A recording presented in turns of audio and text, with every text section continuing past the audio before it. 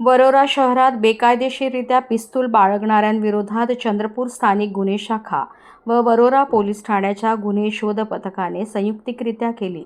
या कारवाईत एका आरोपीच्या घरातून 50,000 रुपये किमतीचे मॅगझिनयुक्त लोखंडी पिस्तूल जप्त करण्यात आले असून एका आरोपीला अटक करण्यात आली आहे. संतोष सेलोकर असे अटकेतील आरोपीचे नाव आहे. तर हे शस्त्र पुरविणाऱ्या पती-पत्नीचा शोध पोलीस घेत आहेत. अग्निशस्त्रे संतोष सेलोकर यांच्या घरात लपवून ठेवल्याची गोपनीय माहिती पोलिसांना मिळाली होती. या गुप्त माहितीची आधारे स्थानिक गुन्हे शाखा व वरोरा पोलिसांचा संयुक्त पथकाने कारवाईची रणनीती आखली.